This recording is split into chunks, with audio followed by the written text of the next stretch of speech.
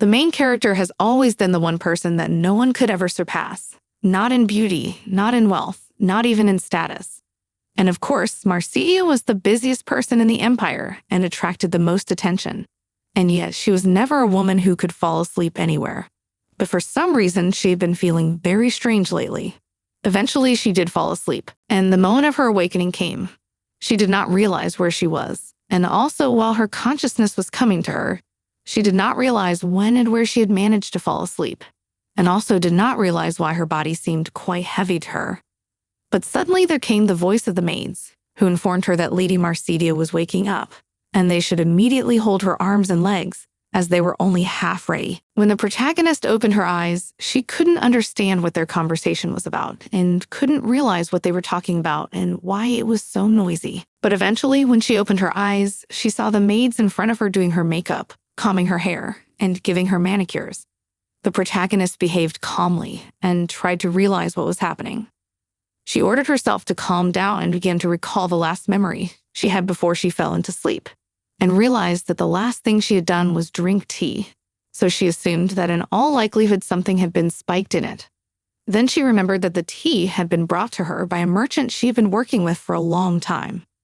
She resented the fact that the girl had been drugged, even though she was the daughter of the most powerful family in the empire, the Sasha family, and was all this really just to kidnap her. But after she realized that she was surrounded by maids whom she had personally hired, so she turned to one of them and inquired why she was applying her makeup so strangely and drawing the wings of her nose like that, because she would look too fragile that way. But the girl only exhaled calmly and explained that it was necessary, after which the other maids brought her to the mirror.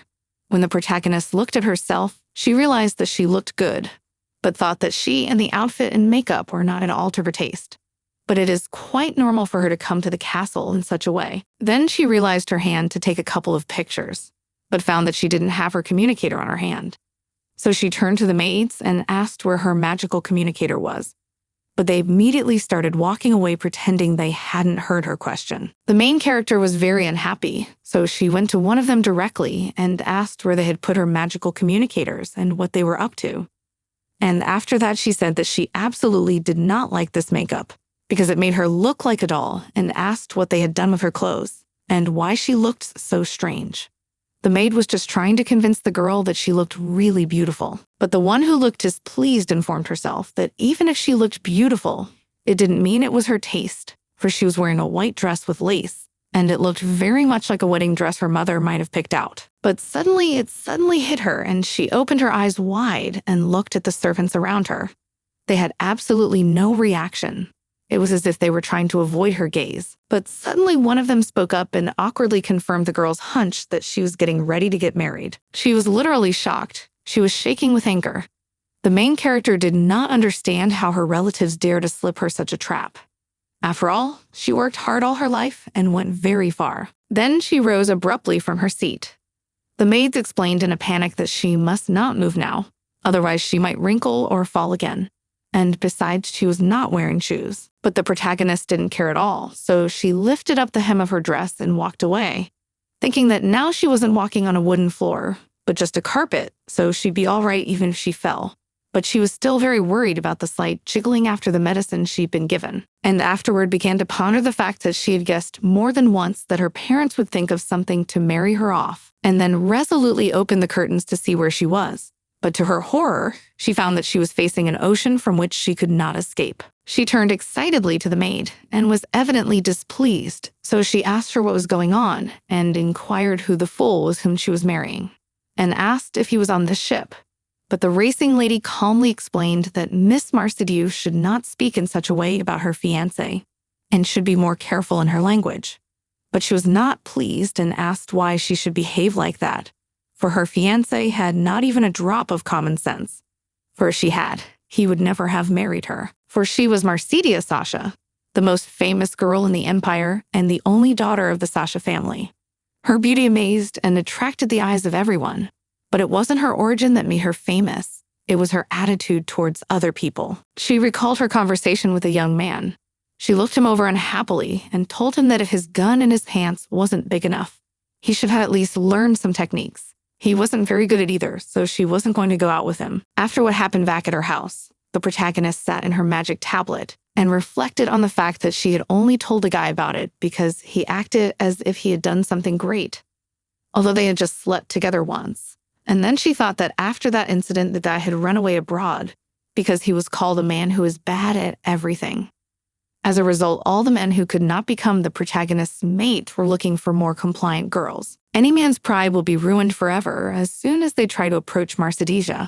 But she wasn't upset at all, because that's what she originally wanted to be. The protagonist was insanely disgusted to even look down the ugly street of the men who wanted to be with her. Eventually, she just turned around and started running away from the maids and yelled to them that it would be obvious that her fiancé was an unbelievable idiot who would say that he was not like all her previous men. Or he would just be a pig who thought that his money could decide absolutely everything. The maids were excited, and so they asked where the girl was going to run off to. But she didn't care at all, so she approached the door and wanted to head towards the one who was her fiancé. She didn't understand how some man dared to touch Mercedes Sasha herself, and promised that she would make him want to marry her forever. And the first thing she did was scream for the bastard who wanted to marry her. To her great surprise, a man appeared, who was clearly insanely displeased and looking at her with complete attention. The protagonist raised her worried gaze to him and didn't understand what this guy was doing here, but the man gave her a cold stare and asked what she meant. Then I realized that the protagonist was now Admiral Demetrius Kypros of the Navy. The man grudgingly interjected, "Did she really just call him a bastard?" At this time, the protagonist remembered that Demetrius is a famous war hero in the Empire, and he got the title of Admiral because he never lost a battle. And people say that if it wasn't for this man, the war on the borders would never have ended. And he's not married. So the protagonist looked at him with a very careful and dissatisfied look and realized that apparently this was the man who would become her husband. So she smiled slyly and wondered what a man like the Admiral was doing on this ship. The protagonist Mercedes Sasha was the most beautiful woman in the Empire, and Demetrius Cypros was the greatest military hero in the Empire. But behind their backs, people called them absolutely different. The protagonist was nicknamed the main bitch of the Empire, and the man in front of her was called the Empire's biggest asshole. The girl looked at him carefully and admitted to herself that she absolutely did not understand who had come up with such an idea for their marriage. But even the thought of it was so unbelievable that one could go crazy. But the next moment, Demetrius drew his sword from its sheath and pointed it at the neck of the protagonist. "Your movements are very sharp," but still he did not immediately cut off her head. Suddenly interrupting them sharply came the voice of the excited maids, who ran up and inquired of Mercedes, "What has happened?" Demetrius paid absolutely no attention to it, so he gave the main character a serious look and said that all this time he had been wondering who had invited him in such an unbelievable way, and then asked the girl if he could go back if he killed her. But she calmly informed him that he should back off, and afterward added that she was madly sorry to report it, but that she, too, was a victim of circumstance. Then the protagonist looked behind his back and found that there was a hatch that was quite high above the ocean level. So she realized that they were on the highest deck. And then she looked closely at the guy in front of her, and she had absolutely no idea what was wrong with him. She was clearly aware that he certainly didn't look like a man who really wanted to marry her. But still, she wasn't displeased with his behavior. So, glaring at him with all sternness, Poe wondered why he was exposing his sword without warning. He was clearly surprised at the question, so he hesitated. But afterwards, he calmly leaned over to her and told her that perhaps he would reflect on his behavior after he had killed everyone on this deck. The girl was truly shocked and wondered if he had lost his mind, and afterward wondered if he was the kind of man who would kill even his own soldiers if something went wrong. But now the protagonist couldn't back down, so she approached him to explain the situation. But suddenly, a voice came from the loudspeakers, who said that plan was too complicated, so everyone should go to their plan B. Then he said that all passengers on the ship should wear masks. At this point, gas was released throughout the ship. Demetrius immediately noticed it and realized it was soporific gas, and the protagonist was horrified and said that it was completely abnormal to conduct weddings this way. But before she knew it, she saw Demetrius running away, looking for a way out. She was outraged at the man's behavior and ended up running after him. The girl was horrified to find that the dress she was wearing was totally unsuitable for running. In the end, which was expected after a while, she did get tangled up in her dress and fell to the floor. She was very embarrassed about it, and so she hoped that no one saw her failure. But still, it did not go unnoticed by the young man, who turned on her and came closer. And the next moment, he had picked her up in his arms like a log and thrown her on his shoulder and was running on. In the end, when they stopped, they saw a huge magic circle in front of them, which was blocking the exit. When the protagonist was looking at it, she thought that this magic sign, as well as everything that is arranged on this ship, looks like it is possible to lock even a dragon here. At which time the man had already started coughing because he had inhaled too much sleeping gas. The protagonist began to scrutinize the sign and realized that the symbols on the door are exactly the same as on the magic mechanism that is in the magic tower. But on the ship, and specifically in this passage, was not enough space to destroy it with the sword while not catching them themselves. She was already on her knees, but she was still conscious. And then the main character started coughing loudly and realized she was choking. Demetrius also kept up with the girl and knelt down, still holding on to the wall with one hand, and found himself opposite the protagonist, and gave her a serious and insanely displeased look, telling her that it was such a foolish thing to marry a woman like her. But the girl was insanely indignant at such a thing and wondered if, in Demetrius's opinion, she was the person who wanted it. But the protagonist's eyes began to blur, and she realized she was probably starting to lose consciousness again. She absolutely did not understand what her parents were thinking, putting them to sleep, because in this case, the bride and groom will be in a complete blackout. The main character tried to keep herself awake, realizing that he cannot sleep, as something bad is bound to happen if she passes out. The next moment, she shifted her gaze to the man who was adjusting his collar to allow himself a better airflow. She was embarrassed to find that the young man was actually beginning to look insanely attractive, and wondered if she shouldn't have looked at him and wished she could capture his image, as his beauty was such that she would want to admire him afterwards. And Demetrius and Marcedia passed out at the same time and lay across from each other. Everything around them went dark, but the next moment the protagonist felt some unknown sound of wind, which was not typical for the ship. When she opened her eyes, she realized that this was the second time she woke up in such a stupid way after falling asleep. But to her great surprise, she found the starry night sky in front of her, so she jumped up sharply on the seat of C and started looking around her. Then she realized that she was in a rescue boat. Then she thought that although she was in a boat, she was not seasick, and therefore she was on the shore. As she looked at the space around her, she realized that she must be in the Empire, but she didn't see any of the guards. Then she realized that if this was the shore of the continent, but it didn't have one of the guards on it, it was most likely an island. She was very angry when she put it on, thinking that the man she had married had some manners. Then she began to reason that it was still daylight when she passed out, so it had taken a certain amount of time to get here. Then her gaze fixed on the supplies that had been kindly left for them. There were several boxes, as well as chests. The protagonist unhappily moved away from the things, realizing that they were probably supplies they had left behind to survive. And then she looked around, realizing that it was too quiet, so she was probably alone. Then rising from her seat, she looked around in front of her. She found that in front of her now there was only a forest, with which it was very dark. And because of this, the protagonist was insanely scared to go there. But suddenly she realized sharply that there must be at least something in those chests and boxes she found that she could use right now. But as soon as she opened one of the chests, she found a sealed envelope with a letter in it, and without thinking long, unfolded it. When I started reading it, it said that her parents had prepared a deserted honeymoon spot for them, and that as soon as they got the good news, they would immediately come to the place where they were to take them back, and said it was a summer house on the very edge of the map. The protagonist started laughing, but not because she was having fun.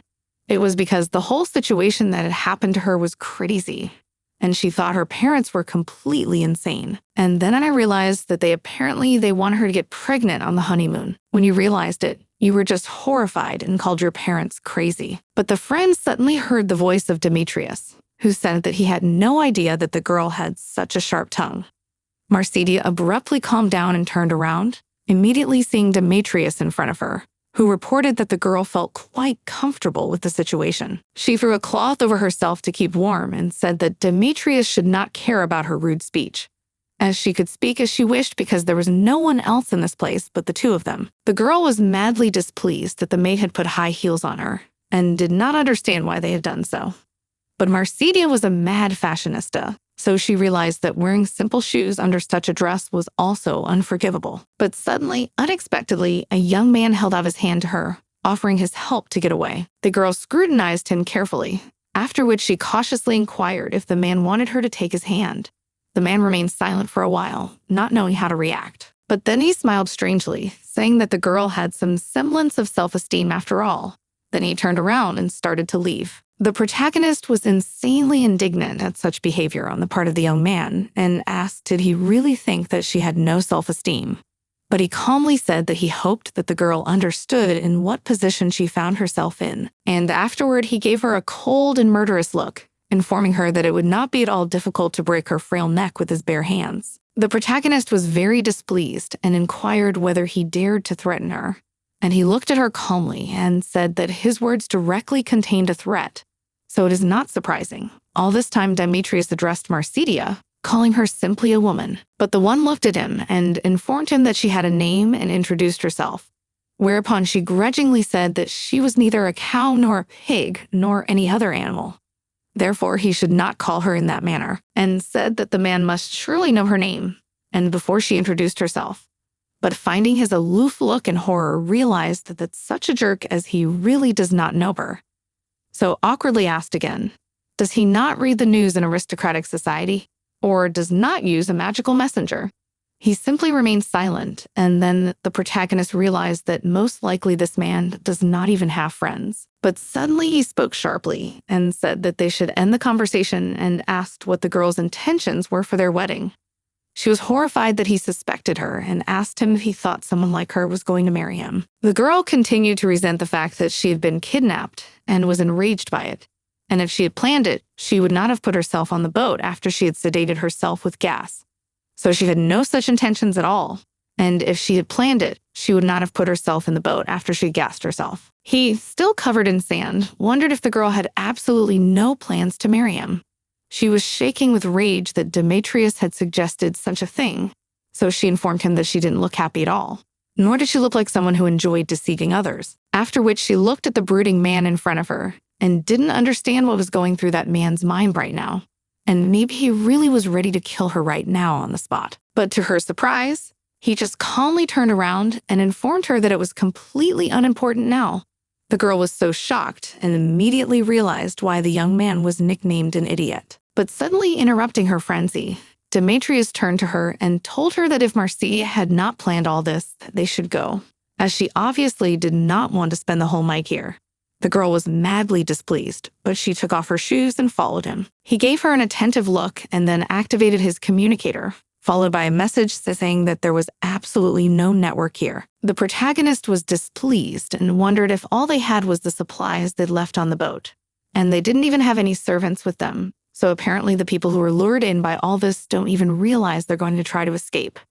But the man calmly informed them that it's insanely hard to escape. So apparently they're counting on Marsidia and Demetrius to make them happy before they run out of supplies, and apparently they're mistaking them for some kind of rabbits. The heroine didn't understand the results at first, but afterwards she remembered that her parents were planning to get her pregnant on their honeymoon.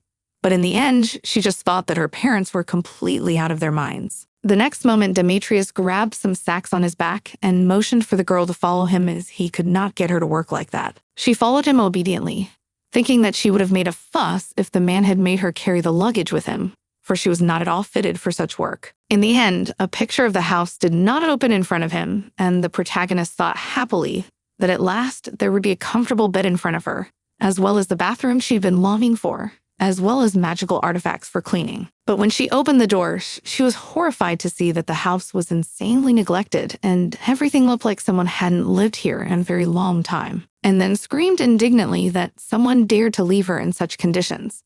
Demetrius, listening to her perpetual grumbling, was tired of the constant noise, but still said nothing. The protagonist thought that the Empire started to develop various magical artifacts after surviving 2 large-scale wars, and now all people can't live without them.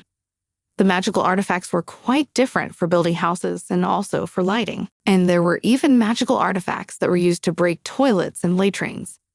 The people of the Empire had adapted to their use and called themselves a civilized society, and they could no longer imagine their lives without such things. And Marsidia Sasha was the only daughter of Duke Isaac Sasha, the chief sage of the magical tower, so was at the heart of the magical civilization. But now she was stuck on the island, cut off from all civilization, and feeling insanely uncomfortable and gross about it.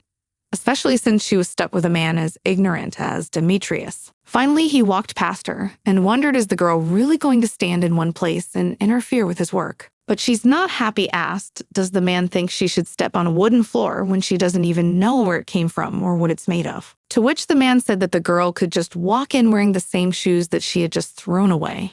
But Ta grudgingly squealed that she could not wear the same shoes inside and outside, whereupon they grudgingly realized that she seemed to have no choice at all and was left sitting there thinking about what she should do. In the end, a young man just walked past her, and the protagonist was outraged that he saw her standing there barefoot and just walked past her. She was outraged that she had to spend time with such an arrogant young man. She looked at him unhappily and wondered if he was going to get away so easily. And then she thought that she had to keep everything under control. So she turned to him unhappily and wondered if he was just going to leave her here too.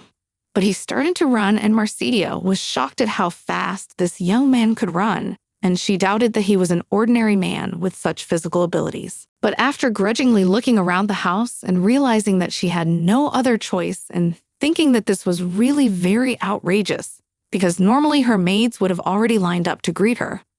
Also, she would have received a high-class treatment for her skin by professionals and changed into a nightgown prepared by her personal maid. She smiled and realized that all the maids must have cooperated with the wedding organizers, and that must be why they were all there. She began to plan her revenge against those maids, but finally she went to see the house. The protagonist realized that although it was dirty and old, the interior was not that bad. In the end, after 30 minutes of walking around the house from head to toe, she felt sufficiently tired because she had not moved so much on the stairs before, and thought that the paintings and sculptures were quite authentic. It would be nice if she could study them and touch them in the future. But it was the interior of the house that seemed the strangest to her. The girl was shocked, but admired the man's strength enough to think that he really was a monster, and when she turned around, she saw a tired, out-of-breath Demetrius in front of her. Then Demetrius began to warm up in order to prevent his muscles from swelling after such a strain. And the protagonist noticed that his body looked quite amazing. And if she had posted it on the magical Instagram or Facebook, the pictures would have gathered a huge number of views and admiring messages and comments. But afterwards, she thought that such a picture she would have kept on her personal artifacts and used periodically as a treat for the eyes. The man, seeing her attentive gaze, fixed his hair and asked, "Has she been sitting here all this time doing nothing?" The girl was clearly unhappy with such a comment and thought that he should have just shut up and not talked to her at all, but then replied that she was not idle at all, but was looking around the house. To A's surprise, Demetrius inquired if she had found something she could use as a weapon, and also inquired about the home's defense system, and if it had any secret passageways. She laughed embarrassedly and wondered if the man was going to war. Then she called him some kind of savage and laughed. At this point, Demetrius couldn't stand it and was really unhappy with this reaction. So he reported that the girl was stuck alone on a desert island with this savage. But the man only turned away from her disgruntled to leave and inquired whether she thought he would ever want to marry someone like her. After which she said more calmly that it was obvious that they had been abandoned. Here means the wedding had already taken place. The Demetrius, already less disgruntled, turned to her and examined her from head to toe before tossing her the sack. The protagonist was quite surprised, but afterwards she opened it and found a pink shoe there. Demetrius then calmly explained that it seems before that the girl had been yelling about not being able to move around without her house shoes. But she was not happy about this from Demetrius and asked him if he thought she could wear pink shoes under a white dress. He was madly indignant at the girl's comment that such shoes were not in fashion now and was very angry, not understanding how he could tolerate this girl for a long time. When they had already settled down a bit, the protagonist turned to Demetrius and said that this house had been built with an improved open interior structure, and she didn't understand from what era the builders had managed to dig up such a trend. He looked at her carefully and asked if this trend had already become obsolete.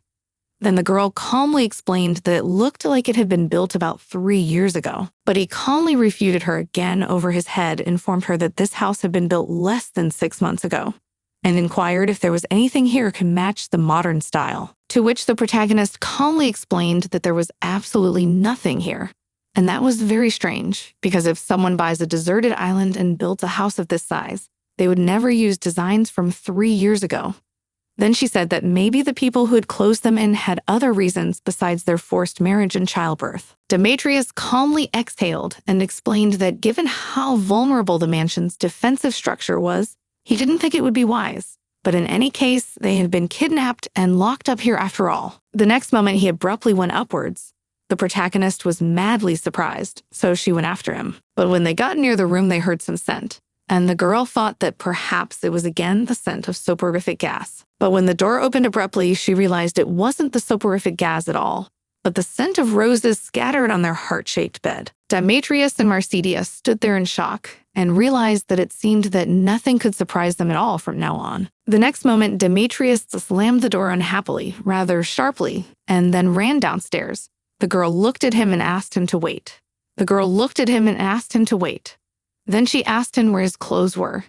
Then she was not satisfied to be told that if he could find her pink slippers, there must be other clothes nearby. But the next moment, the man, tired of her perpetual screaming, grabbed her arm, whereupon he informed her that the girl had chosen a pretty good position and apparently thought that he would let her live just because he couldn't kill her now. But the protagonist smiled and looked at their crossed fingers and wondered if that meant that Demetrius was actually keeping her alive just because he wanted to hold her hand. But the man was clearly unhappy with this reaction and looked at her nervously, immediately unhooked their hands, and then began to shake off his hand.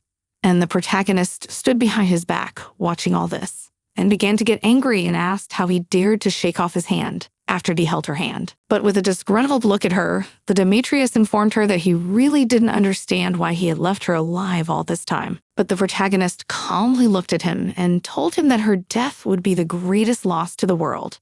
But he calmly wondered if the war could end with her beauty. But the girl calmly fixed her hair and informed her that no one knows how it will be, but most likely the war will bow its knees just by seeing her. The protagonist was outraged by this behavior, so she grabbed the man by the face with both hands and turned his head to herself and asked if there was anyone more beautiful than her among the people he'd ever seen. And he looked at her incredulously and then told her that there was such a person. The protagonist started shaking him and resenting him, asking who it was and where he met a woman who was prettier than her and how much prettier she was, but calmly explained that women like Marcedia were not at all his type.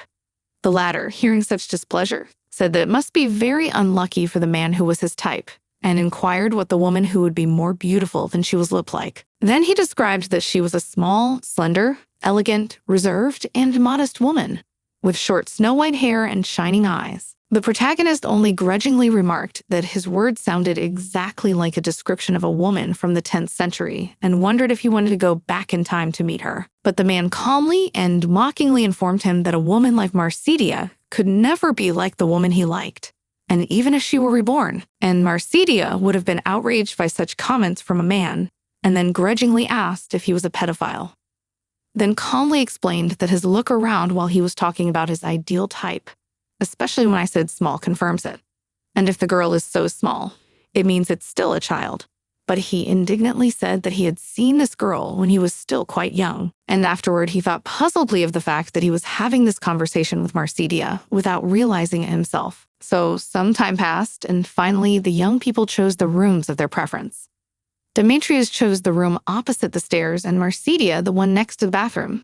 Somehow they both had several reasons for choosing these rooms, but the main reason was that they never wanted to sleep next to each other. Finally, lying on the bed, the protagonist thought about the fact that everything was going well until she got hungry, because she still hadn't eaten since she got here, and all she had time to eat was a cup of medicinal herbal drink when she was still on the ship.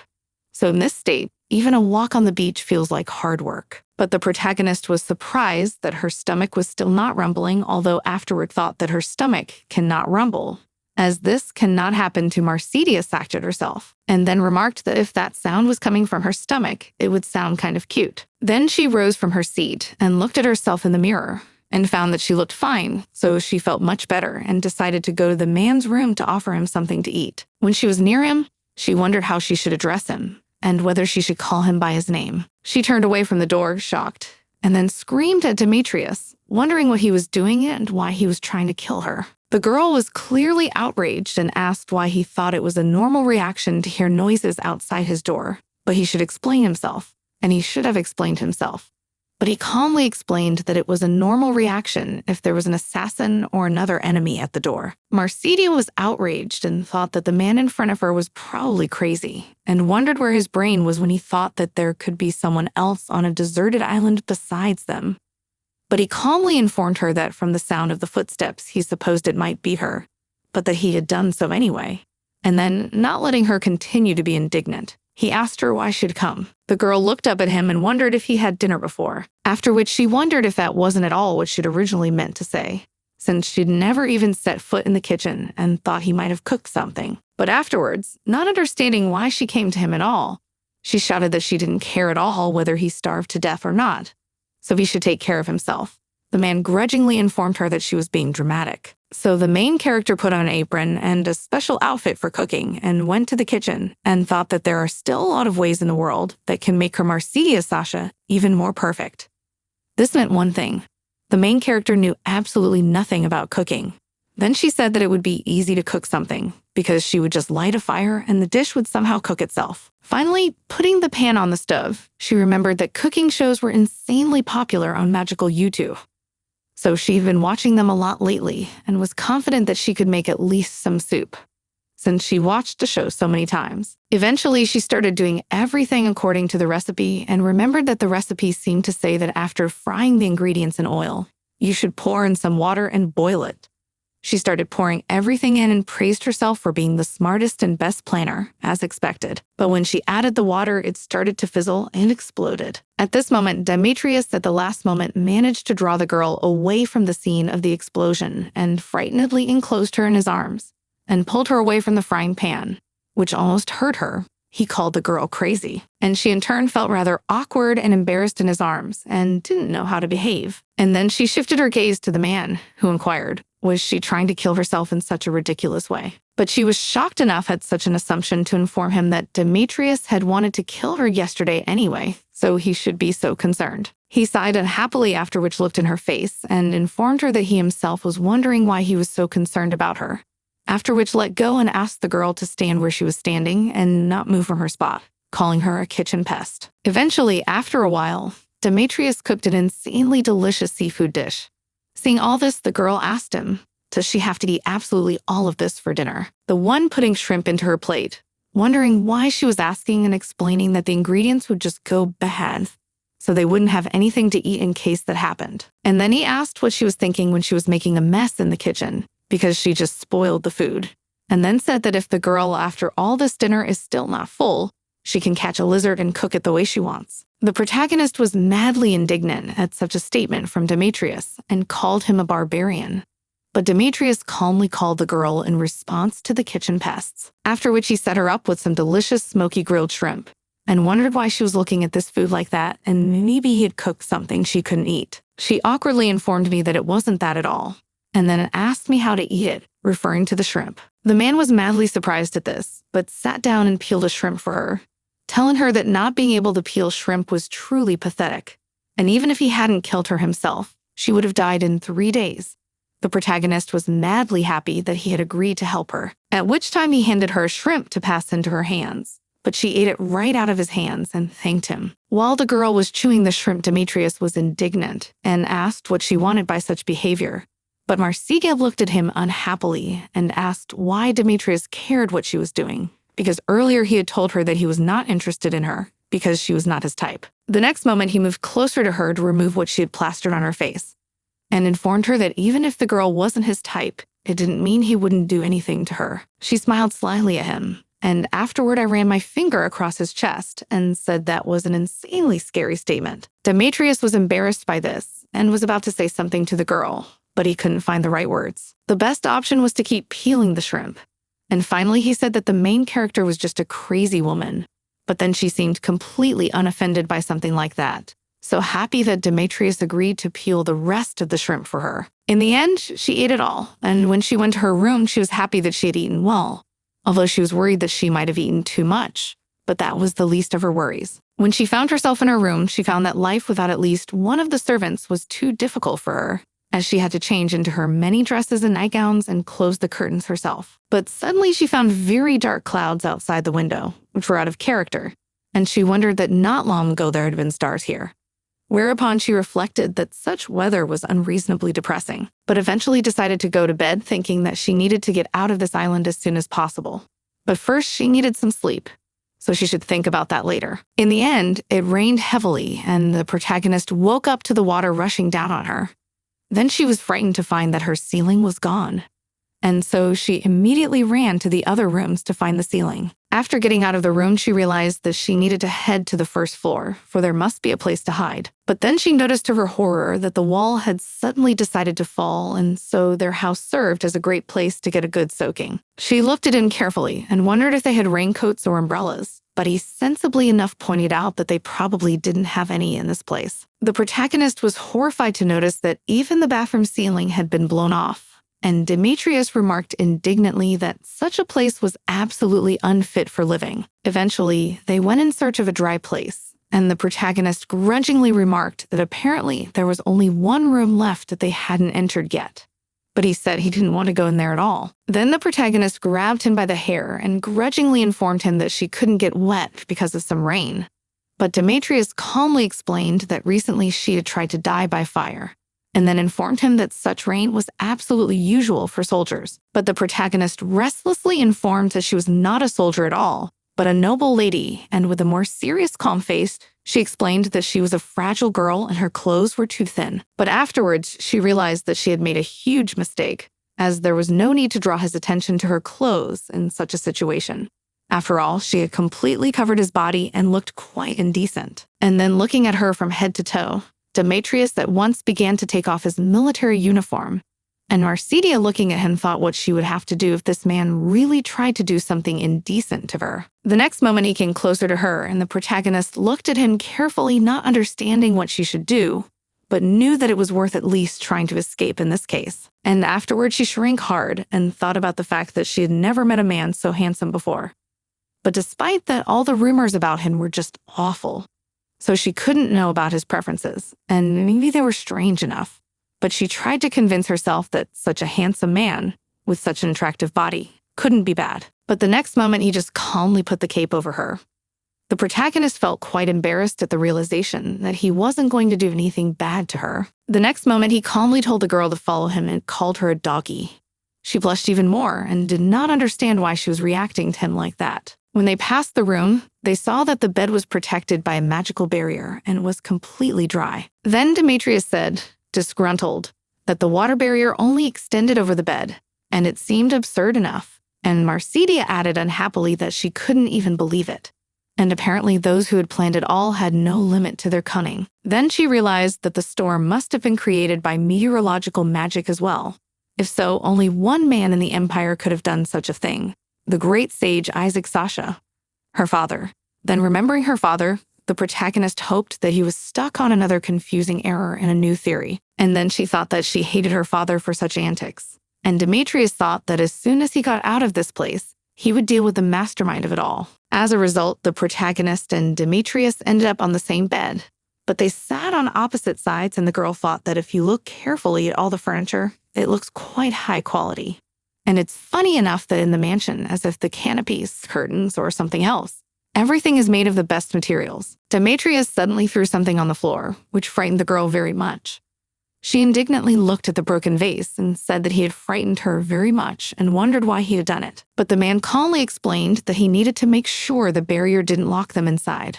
But the protagonist grudgingly looked at him and informed him that the man had no idea how much does a vase cost. But the guy just gave her a disgruntled look and told Dave to stop making a big deal out of it. He took a rose that was lying on the couch and asked if he could throw it away. But without waiting for an answer, he threw it away. In the end, she managed to fly through and hit the closet, and the protagonist unhappily hit him with a pillow and told him that he should not so test this barrier and so treat the things that were here. But men reasoned that not only inanimate objects can penetrate barriers. In the end, the protagonist indignantly continued to beat him with a pillow and said that those were her favorite flowers and the vase was also her favorite. He tried to say something to her, but the protagonist wouldn't even listen to him, continuing to beat him and saying that the man had absolutely no sense of beauty. The next moment, the protagonist again swung because of the blow with a pillow and thought about the fact that very angry at the man for the fact that he does not show absolutely no interest in her because she's wearing only pajamas, especially wet through. She was angry and do not understand how he cannot be interested, because it is possible only if he was not a man. But at this point, Demetrius informed her that the girl should just calm down and listen to him. But she had absolutely no intention of doing so. So he had to grab her arms to stop her from throwing another pillow punch. She ended up on top of him, sitting just below his stomach, and their faces were very close to each other. The main character blushed from embarrassment and from anger. And then she was preparing to strike another blow with a pillow and wondered how the man dared to use physical force against her. But the man embarrassingly ordered her to get off him as soon as possible. At this point, the protagonist froze, and the man reported that apparently the girl had not paid any attention at all to where she was sitting now. When she looked down at the bottom, I think she started to realize what had happened. And the man was very embarrassed and informed her that she was sitting where she shouldn't be, and especially in such a revealing way. But the protagonist seemed happy about it. She was also pleased at the embarrassment on Demetrius's part. But the next moment, the man rose sharply, and he ended up on top of the girl and was panting heavily. She was madly surprised to see him and his embarrassed face. The protagonist said that if he was going to do something, he should first release her wrist, as it hurt a little. At that moment, Demetrius realized with embarrassment just what kind of position they were in. And then he jumped to his feet and informed her that the girl shouldn't even hope that they would ever go any further than this. Demetrius was outraged by this reaction and said that the guy looked as if he had just hugged a brown bear. He was outraged by this comparison and asked the girl to get dressed as soon as possible, or to cover herself with a blanket after all. She calmly said that there were absolutely no clothes for her to change into, and then said that the man had been behaving strangely lately. But Demetrius nervously explained that he had recently given her his cloak and she could use it. Ta calmly inquired, does man really want her lying in bed in wet clothes? But then he simply said that he was not bothered at all and asked her to hide her ugly body from him. She was literally shocked by something like that, and how dare he call her body ugly. So she approached him and sat down closer to him and told him to look at her carefully and asked him who else he could see such a perfect body. But he waved the girl away in embarrassment and ordered her not to point her body in such clothes in his face. It didn't last long and ended with Demetrius quietly wrapping her in a blanket so that she couldn't move. And then he looked away warily. The protagonist asked indignantly what had happened, but he calmly explained that they seemed to be under attack. But suddenly, Meido's mirror appeared in front of them. The protagonist untangled herself from the blanket, taking advantage of Demetrius' surprise to inform him that this mirror had been remotely activated by a magical artifact of the Imperial Palace. The Mado mirror was used when something important happened in the country and the whole empire gets a message projected in the air.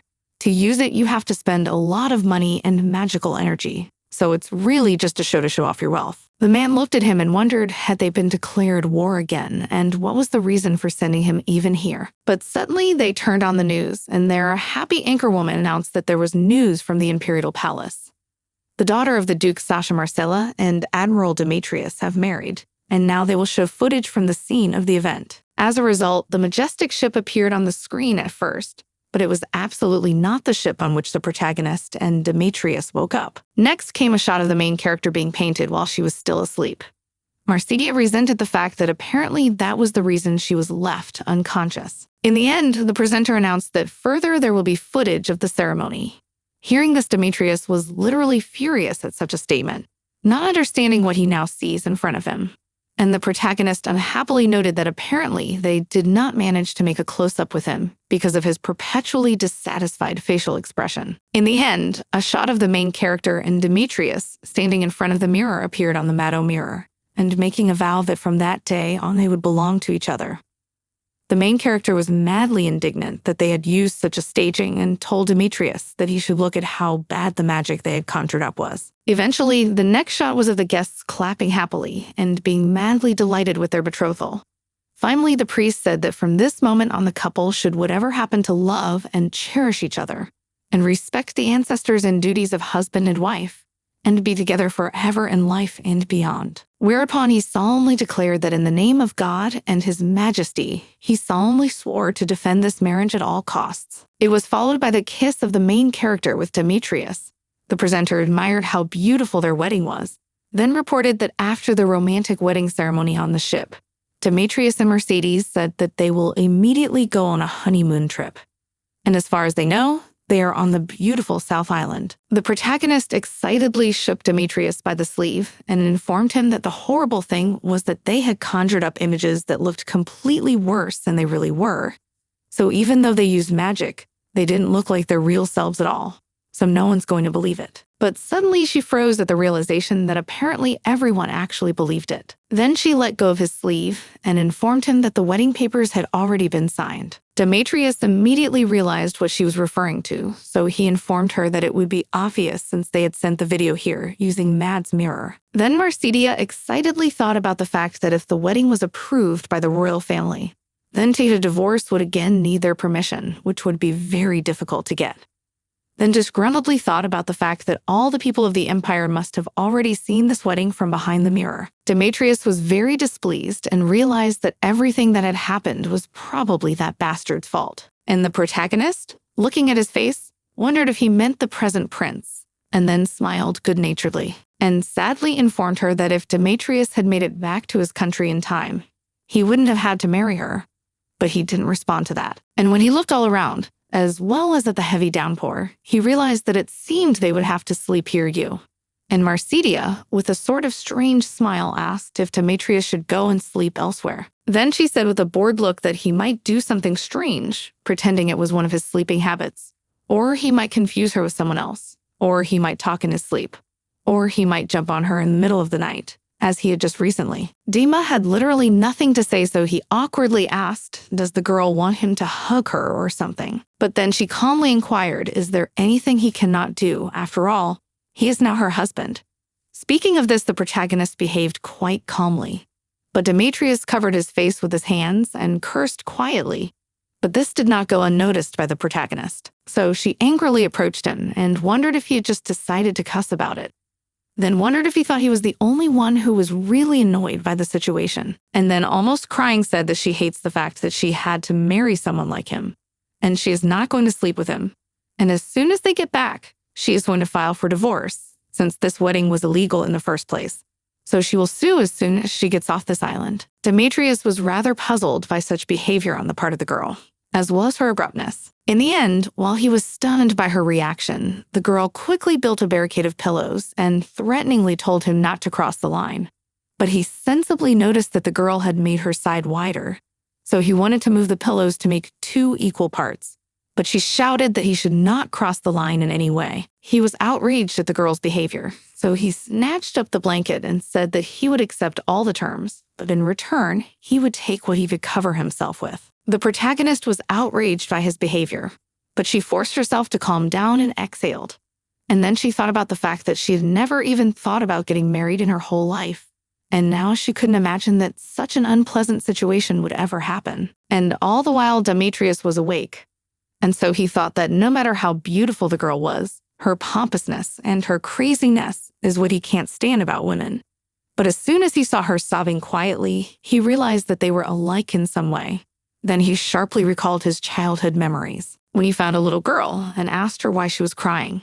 But to his surprise, she told him that no one loved her and no one needed her. Then he looked at her earnestly and informed her that, if that was indeed the case, he would love her and only her forever from then on. The crying girl looked at him excitedly, not understanding why he would say something like that. Thinking back on this situation, Demetrius realized that he and his lover were supposed to get married when they grew up. But in the end, the wedding never happened. But the next moment, I was brought out of my musings by a spinning girl in the bed who was shivering. The man looked at her worriedly and realized that she was probably cold, as the girl looked insanely fragile right now. So he gently adjusted her blanket, and then thought that maybe because he had spent too much time with such a crazy girl, he was starting to do strange things. But eventually, Demetrius calmed down, giving Marcedia both blankets, and just lay there, watching from the sidelines. But suddenly he'd abruptly felt someone's presence and thought that they were being attacked. Then he stood up abruptly, realizing that most likely their opponent was not dangerous as he was acting too recklessly, so he would be able to overpower him quickly. But the next moment I realized that it was just a girl who had risen abruptly from her seat. The man was quite surprised at this, as he had previously thought that the girl was asleep, and began to look closely at her face to see if she was crying now. But she acted calm enough. Then Demetrius wondered why he even bothered with her, since there was still the possibility that this woman was a spy or an assassin disguised as Marcedia. so one had to be careful. But eventually, the girl pulled a device out of nowhere. And at that moment, the man thought that perhaps the girl was a spy trying to find another way to contact the outside world. Eventually, the protagonist, half asleep, started browsing the feed and found that not the magical Facebook, not the magical Twitter, not even the magical Instagram, nor even the magical Messenger was working. And she had absolutely no idea how she was supposed to entertain herself, since she couldn't even upload the photos she wanted. Demetrius was really shocked to see that even in this situation, all the girl thought about was how to amuse herself. Eventually, she woke up and she morning and sleepily looked around her place to find that she was all alone on her bed. And then she looked around unhappily, wondering where Demetrius had gotten to. But she ended up fixing her hair and was shocked to find that it was completely damaged and broken. She immediately remembered how she had taken meticulous care of her hair earlier and how everyone had complimented her on it, because she could have used all the magic and care available to her and had managed to grow it that long without damaging a single strand. Then she realized that she got wet in the rain and went to bed without even drying her hair, and she was probably crazy to do that.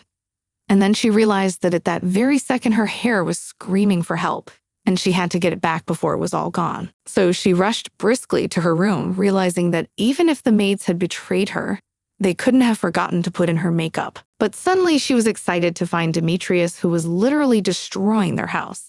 He calmly explained that he was not destroying the house into pieces, just looking for magical artifacts. The protagonist noticed that she did not even have time to say anything to him. But anyway, she moved closer to the wall and looked at the microcircuits. She wondered if he had torn this whole wall apart just to see what was behind it. But Demetrius calmly explained that Marcedia should go about her business. But after rubbing his neck, awkwardly asked what was the reason for Marcedia's coming down so early, for she could have slept a little longer. The protagonist only looked at her unhappily and wondered, is this really what a groom should say of his bride after their first night together? Demetri got sick from such a remark and told a girl that she was talking nonsense. But she shouted at him and asked him where he was going to go again and whether he wanted to break something else. But he turned around and shouted that he wasn't breaking anything but was going to start checking the mansion and asked if the girl had any objections. She nervously explained that she wanted to take a bath right now, so he shouldn't bother her.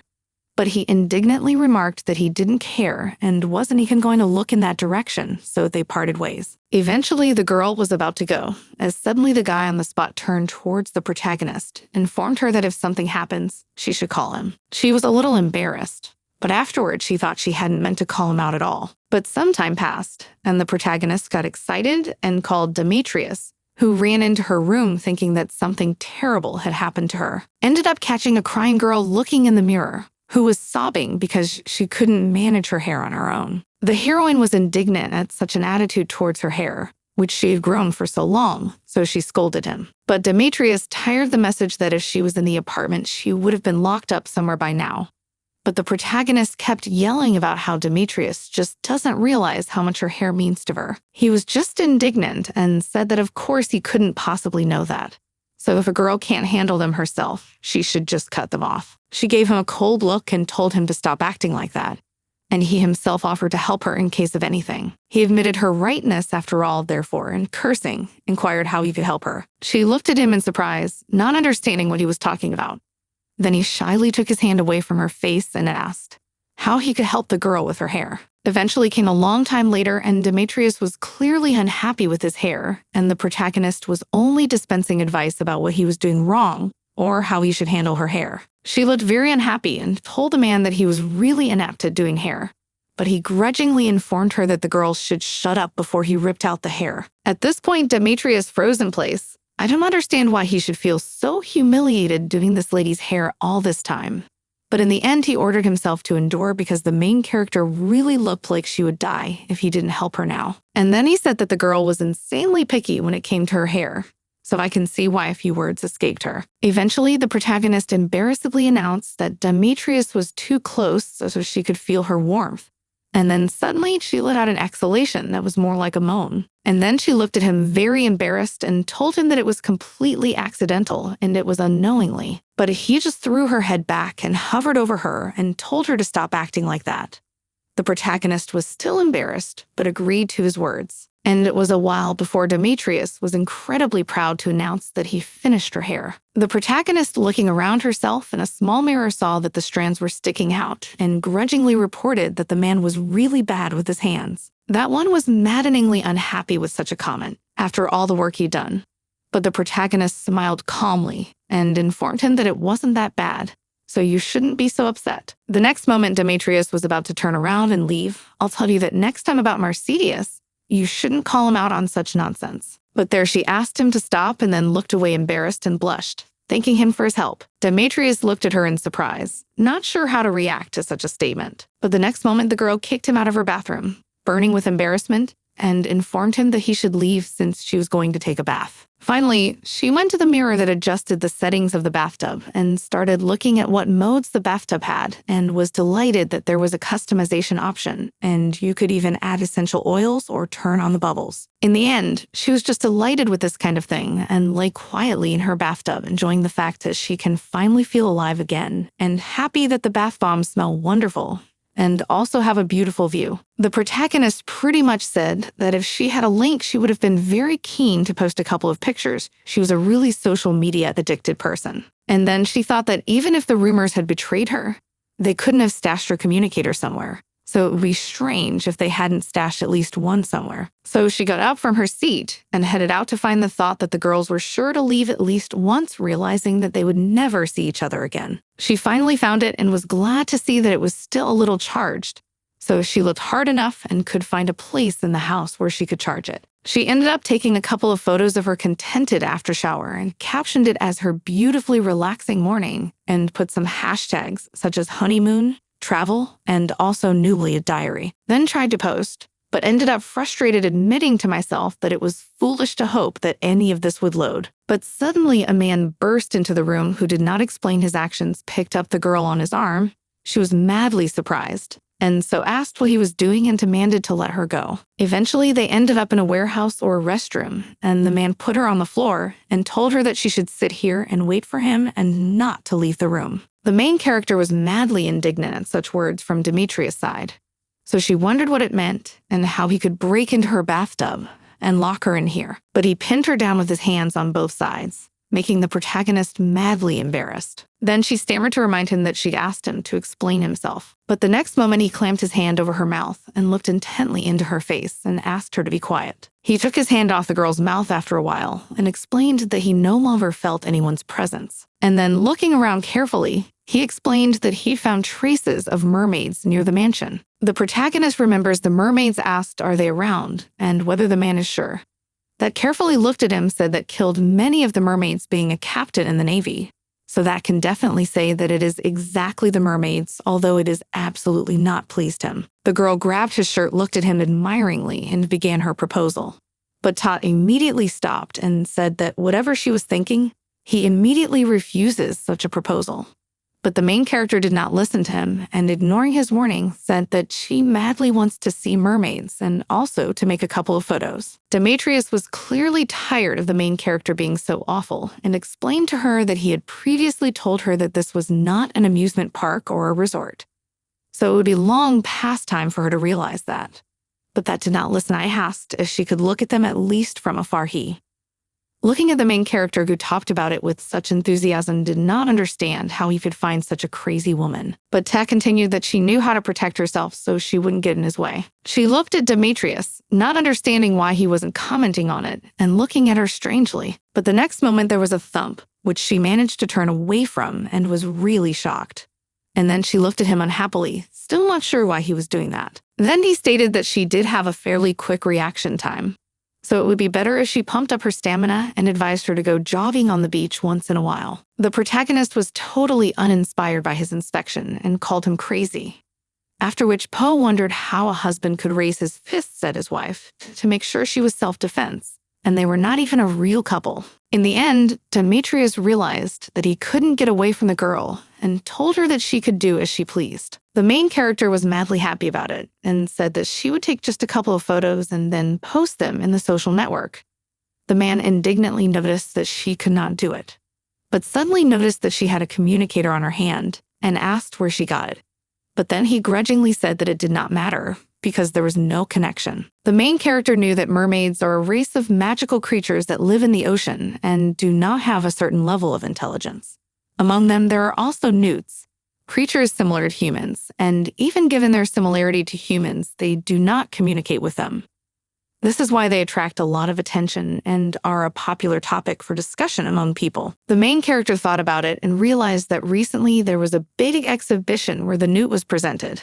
So she takes a few photos of a live newt. She will surely become famous. And Marsidia was a fan of attracting attention, so she abruptly dashed to her room to change and eventually go to take pictures. In the end, a little more time passed, and they were already walking through the forest, and Demetrius reasoned that he had not even noticed before that once they arrived here, then everything in this place seems quite strange.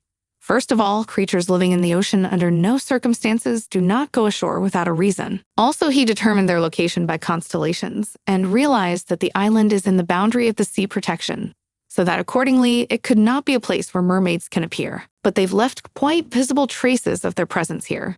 So either they're stupid or careless, but the reason could be something else entirely. It could be a warning from them. The protagonist followed him admiringly and looked at Demetrius and asked him if he was sure that mermaids were here. But he calmly explained that he did not understand how the girl had the courage to follow him here and asked if she wanted to die young. Looking out into his face, the girl informed him that if the mermaid showed up while Demetrius was somewhere far away, it would become much more of a problem. He remained silent, realizing it was a sensible enough idea. But eventually his attention was drawn to a tree broken in half, and then he abruptly stopped the girl who had hitherto been hurrying him in search of the mermaids, for she was very anxious to see them. He stopped her and asked her to get down and told her to stay where she was. He eventually moved on. After that, there were frightening screams, which frightened the main character, and she did not understand how to behave. And then there was silence, and Demetrius stepped closer to the protagonist and informed her that she could come out. Then Demetrius looked at her and said that if they had left, they would have had to go somewhere else. After which he pointed to the mermaid and informed her that this was exactly what she wanted to see. The main character was horrified and looked at the creature and said it was an insanely scary entity. Demetrius tried to calm her down and told her that the girls should be quieter as they didn't know how many of them were still around. But there she was still staring at the mermaid's face and saying how ugly the creature was. But Mermaid grudgingly remarked that the girl shouldn't have said it twice, since it was obvious the first time. Such comments of the girl were reacted to by Demetrius, who grudgingly asked the protagonist how she had imagined mermaids before. But she calmly explained that in the great directory of evil creatures, mermaids looked more decent.